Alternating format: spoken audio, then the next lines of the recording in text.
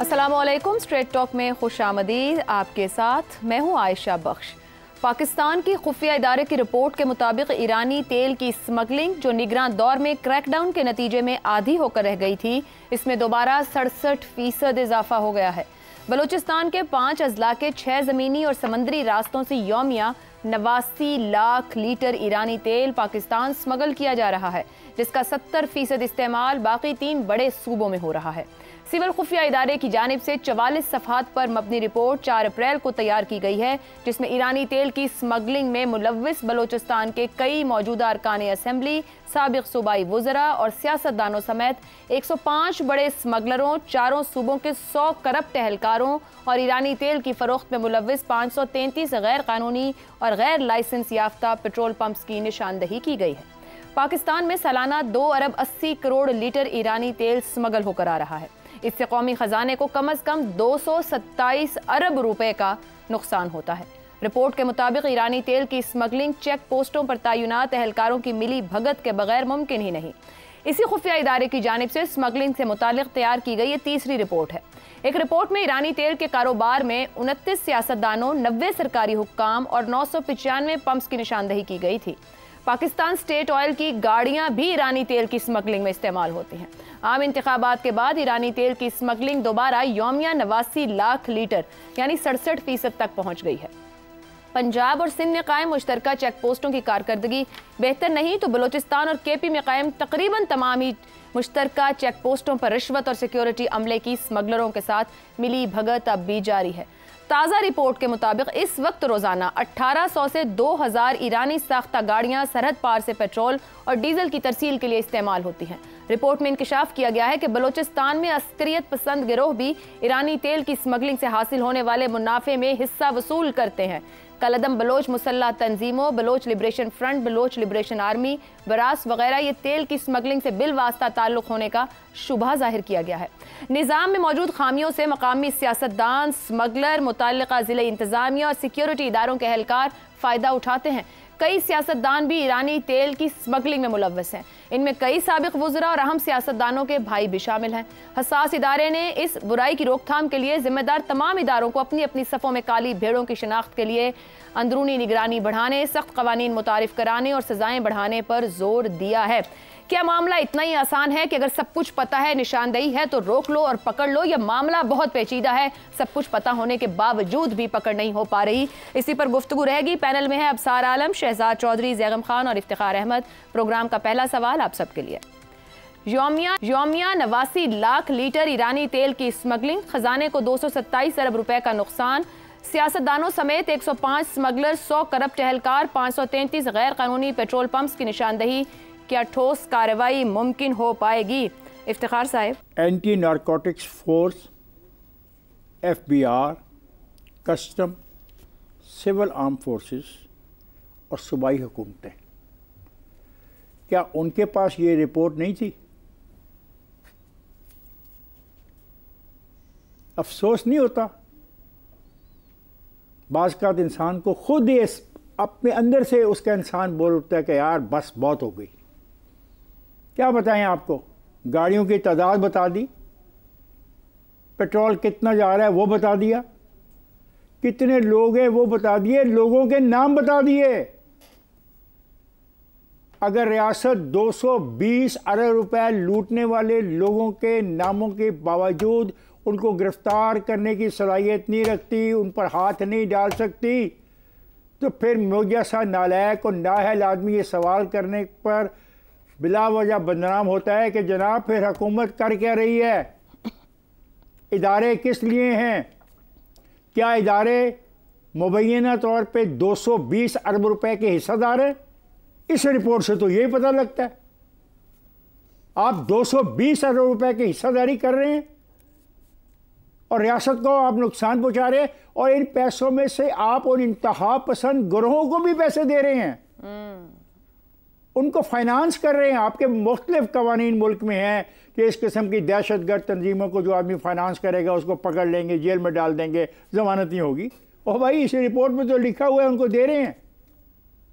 क्या जवाब पेश कर रहे हैं आप इस रिपोर्ट में कि कुछ इलाके ऐसे हैं जहाँ पे गुर्बत की बिना पे लोगों को इतनी तादाद है लोगों की, वो इतने फीसद है बलूचिस्तान का, तो उनको मजबूरन ये काम करना पड़ता है। क्या उनको रियासत कोई और अच्छा काम नहीं फराहम कर सकती? क्या रियासत की जो 20 किस्म के तरक्याती मनसूबे हैं और तरक्की चीज़ें हैं उनमें उनको शेयर नहीं दे सकती? मैंने इस रिपोर्ट के बाद मैं कैसे कह सकूं कि एक ऐसी रियासत में रहता हूं जहां पे इंसाफ हो सकता है? सर ये तीसरी रिपोर्ट है और निगरान हुकूमत ने कट डाउन किया, इसे नीचे लाए, नंबर को कम किया। अब देखिए ना, निगरान हुकूमत अगर कट डाउन करती है तो आज खुल गया, तो फिर ये क्या रौला क्या है? रौला सिर्फ ये है हम करप्शन को सपोर्ट करते हैं, करप्शन की हमायत करते हैं, लूट मार करने के आदी हो गए हैं। ये 220 अरब रुपया हमारे घरों में जा रहा है और अफसोस है मुझे कि नाम मौजूद हैं, नाम जी। ये बताया गया कितने टैंकर किस नौइयत के, टैंकरों की तादाद बताई गई है, गाड़ियों की तादाद बताई गई है, गाड़ियों की तादाद बताई गई है, किस सूबे में कितने जाते हैं वो भी बताया गया है। तो मेरा ख्याल है कि हम चारों को मौका दे दें, मुझे, आयशा को और ये हमारे और जो 3 पार्टिसिपेंट हैं, कि हम इन चीज़ों को काबू कर लें। हमें बख्तरबंद गाड़ियाँ वगैरह दे दीजिएगा ताकि हम इसको काबू कर लें और ये 220 अरब रुपया तो बचा लें। तो अब क्या ठोस कार्रवाई मुमकिन है? अब देखो मुझे अफसोस है, देखो मैं सख्त लफ्ज़ इस्तेमाल करने का आदी नहीं हूँ, मैंने कहा मुझे दुख है, अफसोस है, शर्म है। हुकूमत को भी दुख और अफसोस है, शायद शर्म भी होगा। ठीक हो गया। नहीं, मेरा सवाल तो फिर ये है कि होगा, और फिर ये जो नौजवान हमारा वजीर है जिससे मुतल्लिका ये तमाम चीज़ें, उसके लिए चैलेंज है। बिल्कुल सही चैलेंज है। वो अगर अस्पतालों में फिरता रहा, बिल्डिंगों में फिरता रहा, ब्रिज बनाता रहा, सब कुछ करता रहा, तो फिर उसके लिए चैलेंज है भाई। ठीक हो गया, और क्या चाहिए? नाम तक तो दे दिए। शहजाद साहब, दुनिया के हर मुल्क में स्मगलिंग होती है और अंदरूनी मदद के बगैर मुमकिन ही नहीं, और ये रिपोर्ट तो बड़ा खुल के सब कुछ बता रही है। ये हालिया कुछ अरसे में तीसरी रिपोर्ट है, वाज़ेह निशानदही है। पूरे नेक्सस को तोड़ने में किस तरह की रुकावटों का सामना होगा जिस बायस ये हो नहीं पा रहा, आप क्या कहेंगे? नहीं, सब मुल्कों में तो स्मगलिंग नहीं होती, ये सिर्फ उन मुल्कों में होती है जो कि बदकिस्मती से जिनको बनाना रिपब्लिक कहा जा सकता है या उसके करीब तर जा रहे होते हैं, जहाँ पर कानून की अमलदारी नहीं होती, जहाँ पर किसी किस्म का कोई कंट्रोल नहीं होता। बनाना रिपब्लिक होती क्या है? जहाँ पर हुकूमत की रिट ना हो, कोई कानून अमल दरामद ना हो, इसलिए उसको बनाना रिपब्लिक कहा जाता है। लेकिन देखिए, इन नंबर आपने 227 अरब का कहा, इसमें कुछ चंद नंबर और ऐड कर लेते हैं। गंदम के 360 अरब या 400, उसका जिक्र किया जा रहा है। उसके बाद जो स्टेट ओन्ड एंटरप्राइजेज हैं उसके 1100 अरब, जो कि सालाना की तादाद में इसको 700 से 1100 तक जाते हैं, कभी 1000, कभी 800, कभी कितने। और फिर प्राइम मिनिस्टर साहब का खुद अपना एक्सेप्टेड फिगर है कि हमारी बिजली कम से कम 500 अरब की सालाना चोरी होती है। उसके बाद मैं अगर हफीज़ पाशा साहब की जो उनकी अपनी स्टडी और रिसर्च है कि 17.5 अरब डॉलर जो है ये सिर्फ अशराफिया के लिए जो सब्सिडीज़ हैं और उनको जो आसानियाँ दी जाती हैं, जो मराहत हैं, उसकी मद में सालाना हम खर्च करते हैं। उसको मैं करता हूँ तो 4800 अरब वो बनता है। ये सिर्फ चंद 4-5 चीज़ें मैं आपको बता रहा हूँ। अब इनको जमा कर लें और हमारा खसारा, माली खसारा, जो सालाना माली खसारा है वो 5000 अरब से तजावुज़ कर रहा है इस वक्त, 4500 अरब तक पहुँच चुका है, 5000 तक कर जाएगा। तो जहाँ पे ये मामलात हों वहाँ पर आप कहते हैं कि यहाँ पर कोई अमलदारी नहीं है। ये रिपोर्टें हमारे सामने मत लेके आया करें, इससे फ़र्क नहीं पड़ता। ये और ये भी कल का काम नहीं है, ये सिर्फ उस वक्त का काम नहीं है जबकि आप 2 शख्सियात पेट्रोल और डीजल की मद में उनके नाम पता कर लें जो बड़े स्मगलर हैं बलूचिस्तान के अंदर, सिर्फ 2 इस वक्त आपको वो हुकूमत में नजर आएंगे, कलीदी ओहदों पे। मैं नाम नहीं लेता क्योंकि उनकी फिर दिल आज़ारी होगी, लेकिन ये अगर इसकी रिसर्च कर लें कहाँ बैठे हैं। एक समधी हैं, आपने भाई का नाम लिया, असल में वो समधी हैं, लेकिन साथ ही साथ एक ऐसे शख्स हैं जो कि वो इस वक्त हुकूमती ओहदे, बहुत इंपॉर्टेंट हुकूमती ओहदे। अच्छा, उसके बाद एक हमारा कल्चर है, DNA और कल्चर की बात हम बार बार इस प्रोग्राम में करते हैं। कल्चर है जो कि ट्राइबल और बॉर्डर इकोनॉमी के नाम पे है, जिसको कहते हैं ईजमेंट फैसिलिटेशन, ईजमेंट राइट्स। ये हक है कि आसानी की सहूलत पैदा करनी। जब वहाँ पर आप पाक अफगान सरहद पे ट्रांजिट ट्रेड को बंद करते हैं, अफगान ट्रांजिट ट्रेड को, वहाँ पर हंगामे दोनों साइड्स पे शुरू हो जाते हैं। आप अफोर्ड ही नहीं कर सकते ये हंगामे। इस किस्म की उसके अंदर नेशनलिस्टिक एक परवर आता है, एक नेशनलिस्टिक ज़ौक़ और जज्बा आता है कि आप घबरा के पीछे हट जाते हैं रियासत के तौर पे और कहते हैं कि इनको तंग मत करो, करने दो। बलूचिस्तान में जो ये पेट्रोल है या डीजल है, ये अभी नहीं आ रहा। कब से आ रहा है? कितने सालों से आ रहा है? हमें ये पता है कि हमारे यहाँ जब सिविल सर्विसेज का एग्जाम होता है तो उसके अंदर पहले किसी जमाने में फॉरेन ऑफिस नंबर 1 प्रायोरिटी होती थी, वो तब्दील हो गया। पहली जो पोजीशन, जो टॉप के स्टूडेंट जाते थे, जो टॉप के कैंडिडेट्स होते थे, वो पहले फॉरेन ऑफिस। अब उसके बाद क्या हुआ? कस्टम्स नंबर 1 आपका सिविल सर्विसेज का। उसके बाद अब चेंज होकर पुलिस, इसके ऊपर भी लम्हाए फिक्री है। और गौर करें कि ये हुआ क्या है, क्या वजह है कि कस्टम्स और पुलिस इतने हाई हैं उस रैंकिंग के अंदर सिविल सर्विसेज की। उसके अंदर customs, immigration, civil arm forces, वो तमाम और इदारे जो कि वहां पर जो कि सरहदों की हिफाजत के लिए कायम है। ये असल में टेरर इकोनॉमी और बॉर्डर इकोनॉमी का इल्हाक है। बॉर्डर इकोनॉमी की इजाजत है, जो कुछ आप जिसका जिक्र किया, और उससे टेरर इकोनॉमी जन्म लेती है, उसको पजीराई मिलती है।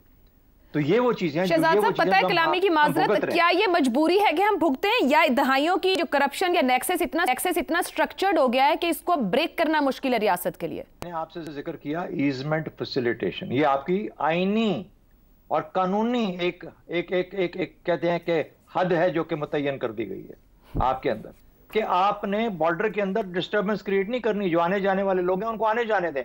आपको पता है आपकी बड़ी बड़ी गाड़ियां, कल सार साहब कह रहे थे कि जो गाड़ियां बड़ी कहां से आती हैं, सब की सब मोस्ट ऑफ देम अनरजिस्टर्ड, इधर से सारी अफगानिस्तान के बॉर्डर से। और ऐसे ऐसे रास्ते हैं जहां पर आपको भी कोई किसी किस्म की फेंसिंग नहीं ना हो सकती है ना की गई है। सबको पता है वो कौन से नवाब पास कहा जाता है जगह को। एक रास्ता बता रहा हूँ अफगानिस्तान का, पाकिस्तान। तो कहने की बात यह है कि ये सब चीजें पता है किसको, अगर हम जैसों को पता है तो जो हुकूमत में बैठे हैं उनको नहीं पता। बिल्कुल सही। लेकिन आपका सवाल, बुनियादी सवाल ये है, देखिए जहां पर आपकी जब पोस्टिंग हो, वहां पर इन पोस्टिंग्स के अंदर बॉर्डर पे पोस्टिंग हो गई है और उसको सेलिब्रेट किया जाए। और इसके लिए ऊपर से लेकर नीचे तक हर इदारे के अंदर इस वक्त जो चीफ्स हैं, जो बैठे हैं लोग वहां पे, जो इस वक्त डीजीज हैं, फलाना फलाना, इन सब को खौफ आना चाहिए और शर्म करनी चाहिए कि अगर लोग सेलिब्रेट करते हैं अपनी इस पोस्टिंग को, तो फिर यार कुछ ना कुछ तो बहुत ही बुरा है इस रिपब्लिक के। दुरुस्त हो गया। अब सार साहब, बलोचिस्तान की आबादी 2 करोड़ 17 लाख है। 22 से 24 लाख लोगों की जिंदगी का इन्हिसार इसी स्मगलिंग और इस मामले के ऊपर है। इसका मतलब है 14 से 16% आबादी स्मगलिंग में मुलव्वस है।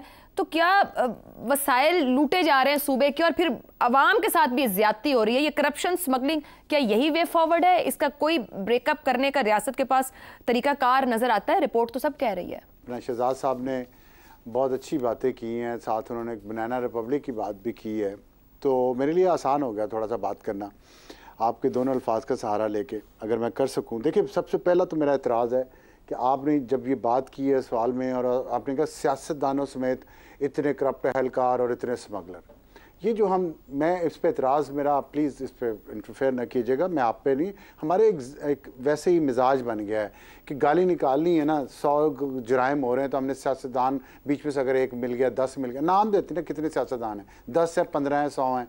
और फिर जो दूसरे अहलकार क्यों हैं, उनके ओहदे दें ना। उन्होंने तो जैसे शहजाद साहब ने कहा डीजीज जितने हैं, चीफ्स जितने हैं, और वो पोस्टिंग होने पे सेलिब्रेशन होती हैं, बताएं ना, उनके नाम दें ना, ओहदे उनके भी हम। लेकिन आसान है कि हम सियासतदान 10 हों, उसमें हो सकता है करप्ट हों, लेकिन हमने पूरी बरादरी को लिख दिया। अब सर रिपोर्ट में सियासतदानों के नाम दिए गए हैं असल में। छोड़ें बच्चे, बस रिपोर्ट बनाई सियासतदानों ने नहीं बनाई ना, एहलकारों ने बनाई है ना। वो जिन्होंने बनाई है वो भी हो सकता है वहाँ पोस्टिंग करके आए हों और दोबारा जाना भी चाह रहे हैं। छोड़ें इस बात को। मैं अब आखिरी, आपका आज वीकेंड शुरू हो रहा है, मैं वीक अच्छा गुजार गया हूँ आपका, अब मुझे गुजारने दें, मेरा मुंह ना खुलवाएं ज़्यादा। तो मुझे बहरहाल इस पर एतराज़ है। आपको सियासतदानों से में आप करप्ट है, जो करप्ट है वो सियासतदान है, वो जज है, जर्नैल है, सहाफ़ी है, कोई है, वो करप्ट है, बस ख़त्म बात। उसका ओहदा, उसका पेशा नहीं लगाना चाहिए साथ। मेरी सिर्फ गुजारिश ये है जब ये काम हो रहा है। दूसरी बात देखें, बनाना रिपब्लिक हमारा मुल्क है, और लेकिन पिछले 76 साल से है, और अमेरिकी टर्म है ये, ओ हेनरी ने 1901 में दी थी। और बनाना रिपब्लिक ये थी कि अमेरिकी जो कॉरपोरेशंस हैं वो सेंट्रल अमेरिकन कंट्रीज़ पे कब्ज़ा जमा के वहाँ अपनी मर्ज़ी की हुकूमतें लगाती थी। वो मईशत जिसका एक क्रॉप और फॉरेन फंडिंग और कर्जे पे जिसकी डिपेंडेंस है, वो बनाना रिपब्लिक है। हमारे यहाँ बनाना रिपब्लिक ये है। और मैं आपको एक बात बताऊं, ये प्रॉब्लम इसी वजह से है कि हम बनाना रिपब्लिक है। हमने अमेरिकी कॉलोनी बनाया हुआ है इस मुल्क को। ये प्रॉब्लम हमारे सारे इस वजह से हैं। और अमेरिकी कॉलोनी हमने 76 साल से बनाया हुआ है। बनाना रिपब्लिक बनाने वाले के पास डॉलर आते हैं और हमारे अवाम के हिस्से में गुर्बत, करप्शन और भूख नंग है। उस पर फिर हमारे दानिश्वर यहाँ बैठ के टीवी पे कहते हैं हमें बख्तर बंद गाड़ियां दे दो, हम चढ़ाई कर देंगे। मतलब हर काम का हमारे पास, हर जुर्म का, हर मसले का इलाज है, चढ़ाई कर दो, ऑपरेशन कर दो। मेरे पास इख्तियार हो और ये रिपोर्ट है, मैं उठा के मुंह पे मारूं उसके कि ये ऑपरेशन के लिए तो ये काम नहीं होने वाला। ये मुझे बताए कितना अननेचुरल है कि बॉर्डर के इस तरफ 2 किलोमीटर के तरफ एक तेल की पैदावार हो रही है, 2 किलोमीटर इस तरफ उसकी जरूरत है, और हम अमेरिकी पिट्ठू ऐसे हैं वन आफ्टर द अदर। हम ये कानूनी तरीके से ये ट्रेड नहीं होने दे रहे, हम उसके पिट्ठू हैं। इसलिए इंडिया कर रहा है ना, इंडिया तो 76 साल से गुलाम नहीं रहा अमेरिका का। इंडिया ने तो बूट पॉलिश नहीं किए अमेरिका के 76 साल, हमने किए। बदले में हमें क्या मिला? गुर्बत, बेइज्जती, इंसल्ट मिली है, जलालत मिली है। हमारे पासपोर्ट देके हमारे मुंह पे मारते, कहते साइड पे हो जाओ, तुम्हारे अलग से तलाशी होगी। इंडिया ने सब कुछ, इंडिया आज भी तिजारत कर रहा है ईरान के साथ। हमें हमारे धोतियां खुल जाती हैं, ओहो ईरान के साथ तिजारत नहीं करनी, ये नहीं करना, वो नहीं करना। तो फिर यही होना है ना। स्मगलिंग कोई चीज आप एक्शन से, मिलिट्री एक्शन से, पुलिस एक्शन से कंप्लीटली खत्म नहीं कर सकते। इतनी जब आप बड़े लेवल पे ये काम हो रहा है, इसकी रीजन में वाइजली जाए, मेच्योरली जाएं, उसको देखें कि असल जब आप गैर फितरी तरीके से एक चीज को रोकने की कोशिश कर रहे हैं। फितरत तो ये है कि आपके रीजन में जो आपके हमसाए हैं उनके साथ जो आपकी तिजारत हो सकती है, जो प्रोडक्ट आ जा सकती है, वो आए जाए। बिल्कुल ठीक है। फिर उसके बाद करप्शन को और स्मगलिंग को रोके। ज़ैगम साहब, क्या कोई तदारुक हो सकता है, इसको, इस स्ट्रक्चर को तोड़ा जा सकता है, या जो एक बात अब्सार साहब ने की है वो तरीका हो सकता है चीजों को आगे लेके चलने का कि एकदम आप नहीं हैंडल कर सकते सब कुछ? क्यों हैंडल नहीं कर सकते? मुझे ये बताइए, 1 साल पहले लाखों टाइगर दहाड़ रहे थे और आज कुट कुट के उन सबको कुक्कड़ बना दिया है। इसी रियासत ने किया है ना। तो चंद 100, चंद 1000 लोग काबू नहीं आ सकते। जो जुर्म करता है, रियासत उसके खिलाफ ताकत इस्तेमाल नहीं करेगी तो क्या करेगी? जो गरीब पाकिस्तानियों के 227 अरब रुपए खा रहा है, आपने बताया ना, रियासत लूज कर रही है। अगर रियासत के ज़ाय हो रहे हैं तो कोई कमा भी तो रहा है ना, तो उसको क्या ताकत से नहीं पकड़ा जाएगा? देखिए, कुछ अर्सा पहले एक बड़ी टर्म पॉपुलर हुई थी, सिसिलियन माफिया की।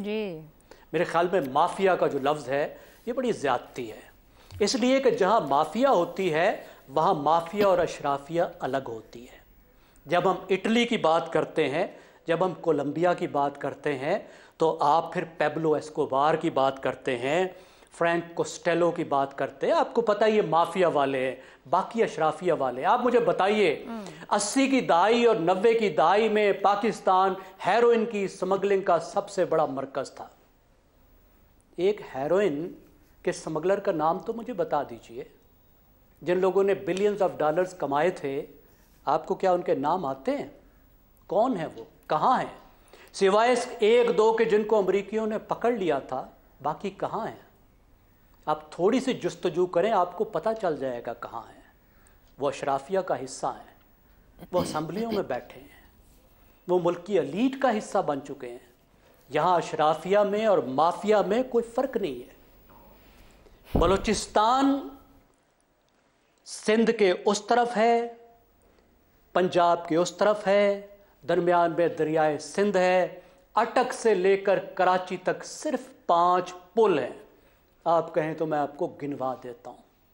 उसके अलावा कराची से 2 सड़कें बलूचिस्तान से कनेक्ट करती हैं।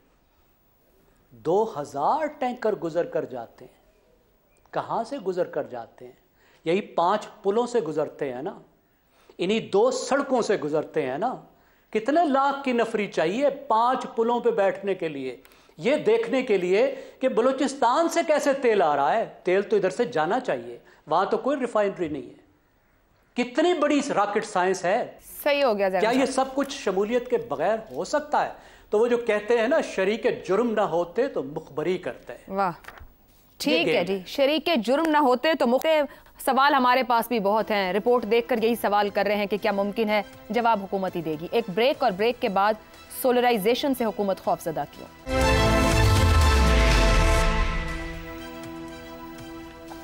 प्रोग्राम में आपको खुशामदीद कहेंगे। मारूफ कॉमेडियन और अदाकार उमर शरीफ मरहूम बरसों पहले अपने एक ड्रामे में हुकूमत को सूरज से हासिल होने वाली एनर्जी पर टैक्स लगाने का मशवरा दे रहे थे, मगर उस वक्त उमर शरीफ समेत किसी को नहीं पता था कि उनका ये मजाक में बोला गया जुमला आज की हुकूमत इंतहाई संजीदा ले लेगी। गुज़िश्ता हफ्ते ये खबर सामने आई कि हुकूमत की जानिब से सोलर पैनल सारिफीन पर टैक्स आयद किया जाएगा।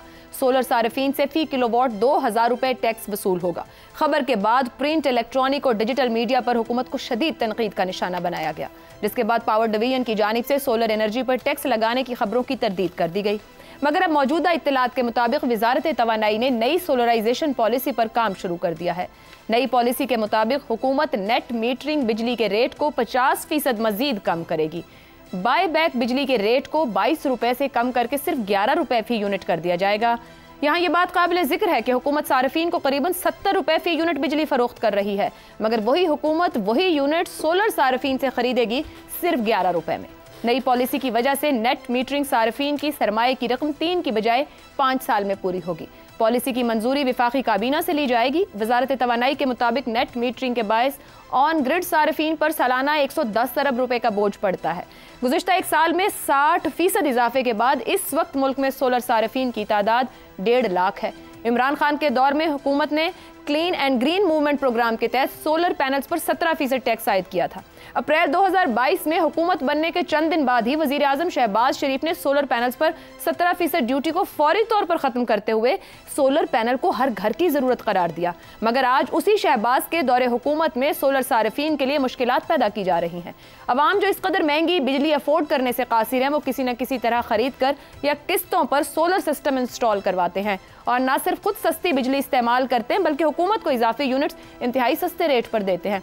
बजाय ये कि हुकूमत इनकरेज करे, आसानी पैदा करे, उल्टा उनको परेशान कर रही है। जबकि दूसरी तरफ हुकूमत गैर मुल्की सरमायाकारों को हर हद तक सहूलियात और मुराद फराहम करती है। इसके साथ साथ हमें यह भी याद रखना चाहिए कि 70 रुपए फी यूनिट वाली हुकूमती बिजली की वजह वही महंगे और गैर मंतकी IPPs मुआहदे हैं जो किए तो अवाम ने नहीं, मगर दहाइयों से नताइज अवाम ही भुगत रहे हैं। हुकूमत सोच क्या रही है, इसी पर पैनल से जानने की कोशिश करेंगे। सवाल इस तरह से, नई सोलराइजेशन पॉलिसी नेट मीटरिंग का रेट 50% कम करने की तजवीज़, हुकूमती यूनिट करीबन 70 रुपए में, अवाम की पहुंच से बाहर। हुकूमत सोलर पैनल सार्फिन से खौफ ज़दा क्यों है? ज़ैगम साहब, अवाम की हौसला शिकनी किस दबाव पर है और किसके मफाद में ये सब कुछ किया जा रहा है? बड़ी आसान सी सीधी सी कहानी है। 2013 में मुल्क अंधेरों में डूबा हुआ था। 12-12 घंटे 18-18 घंटे बिजली नहीं होती थी। तो कायदे मोहतरम ने वादा किया कि मैं तुम्हारे घर रोशन करूंगा, तुम भूख से मर रहे हो, अब तुम्हें खिला खिला के मारूंगा। 25,000 मेगावाट की आपकी टोटल डिस्ट्रीब्यूशन कैपेसिटी है।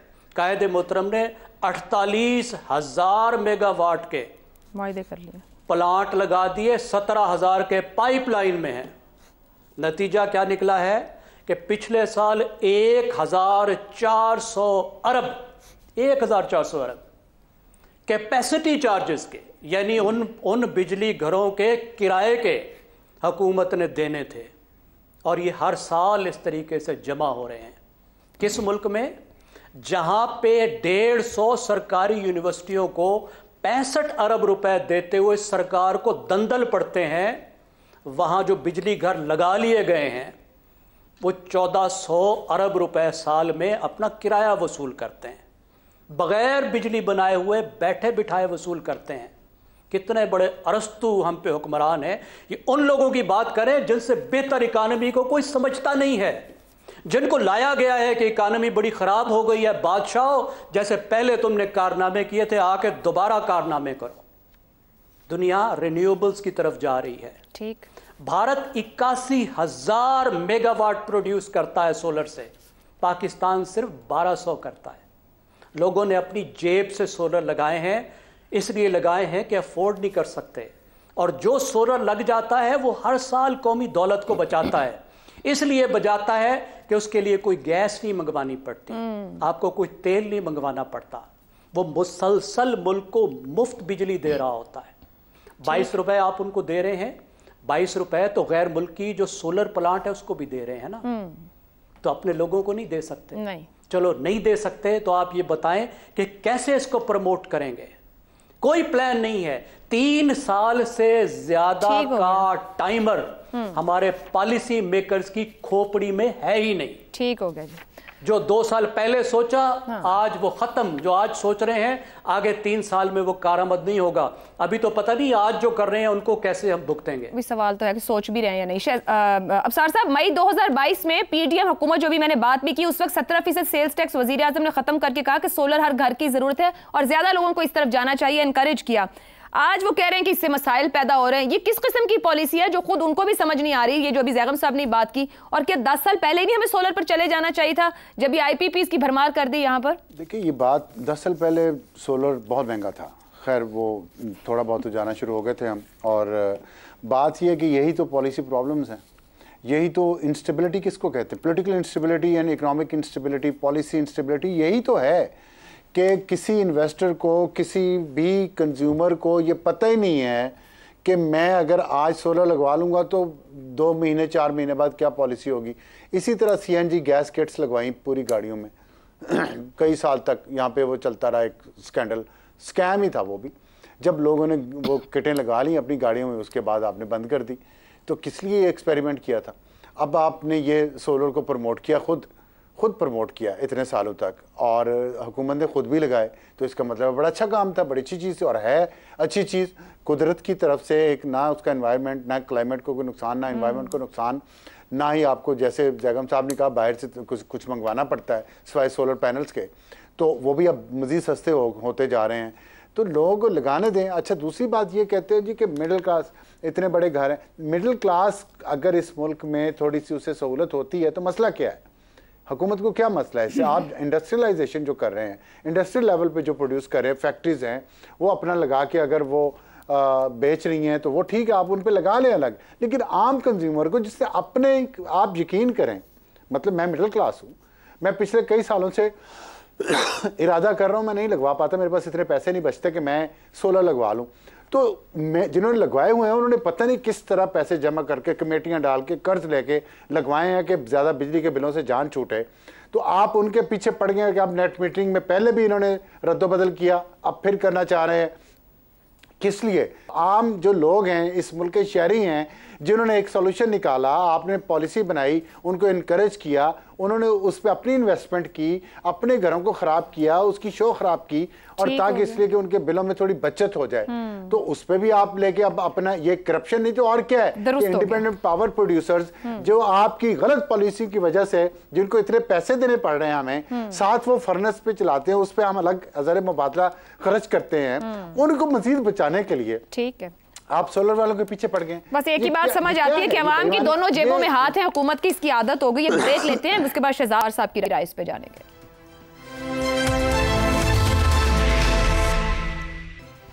प्रोग्राम के आखिरी हिस्से में फिर खुशामदीद कहेंगे। शहजाद साहब, ये वो अभी जिक्र भी हुआ, सऊदीया को 2000 मेगावाट के प्लांट्स लगाने की दरखास्त, अवाम को रोक रहे हैं, पहले इनकरेज किया, अब हौसला शिकनी की जा रही है। खुद हुकूमती इदारों में भी सोलर्स लगवाए गए हैं। अवाम दुश्मन पॉलिसीज क्यों हैं?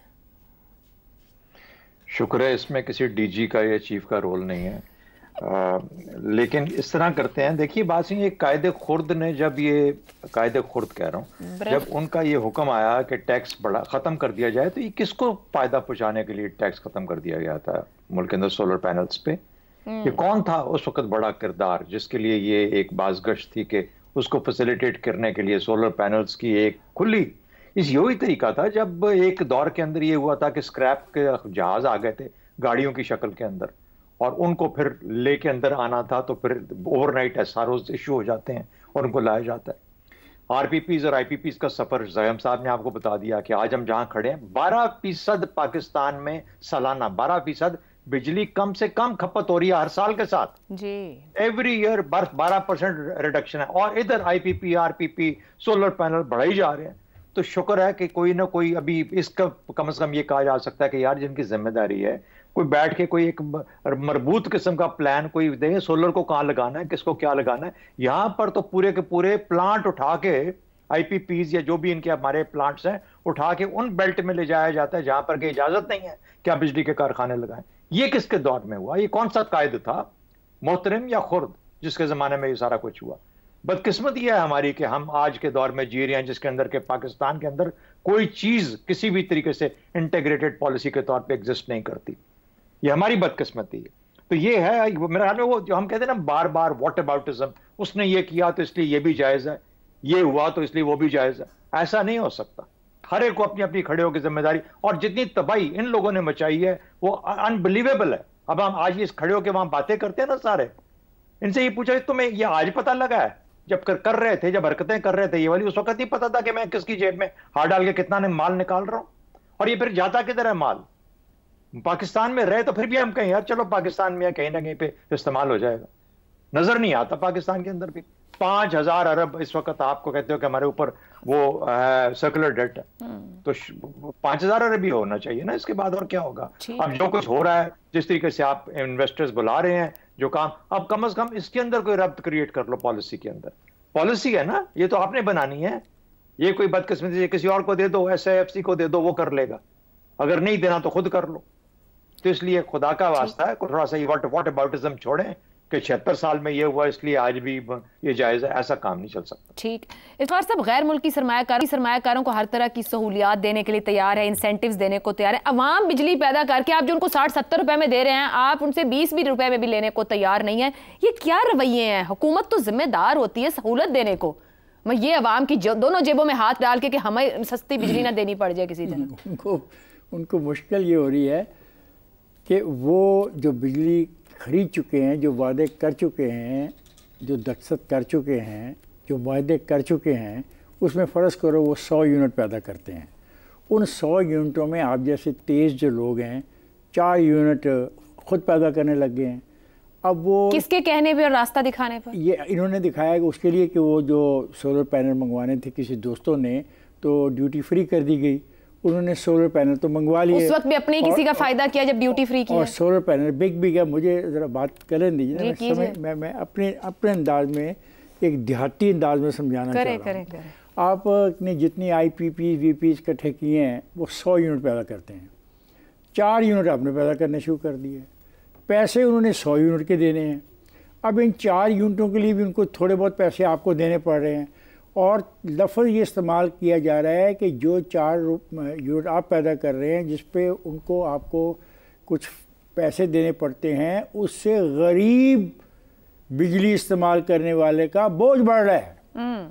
यानी किस किस्म की जंग शुरू करना चाहते हैं अपनी हमाकतों की बिना पे। Valid point. यानी कि माशरे के अंदर 2 फरीक बनाना चाहते हैं कि जिसके घर पे सोलर लगा है वो लूट रहा है, उसको पत्थर मारो, तोड़ दो सारे सोलर को। हो जाएगा ऐसा अगर ये रवैया रहा, क्योंकि आप कह रहे हैं कि वो आपको नुकसान पहुंचा रहे हैं क्योंकि हम उनको पैसे दे रहे हैं, वो पैसे आपकी जेब में से जा रहे हैं। और हमने जो 100 यूनिट बेचने का, ख़रीदने का फ़ैसला किया था, उसके पैसे तो हमें पूरे देने पड़ रहे हैं, और 4-5 यूनिट वो बना रहे हैं। हम 100 यूनिटों के पैसे कैसे दें?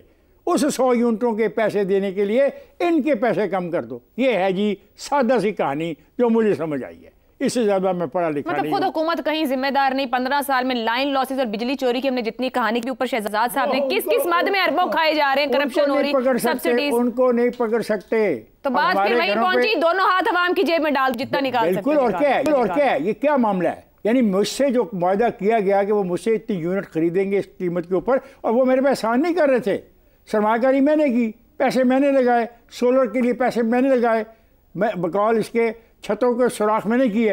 और अवाम से किए मुआहदे का कोई मान नहीं है। क्या अवाम से किए मुआहदे का मान नहीं है, बाहर किए मुआहदे याद है। वो इनके गले में पड़े हुए ना, आप समझ नहीं रही। फर्ज करो जिससे बताया गया कि अपना इंडिया में 81,000 मेगावाट पैदा किए जाते हैं।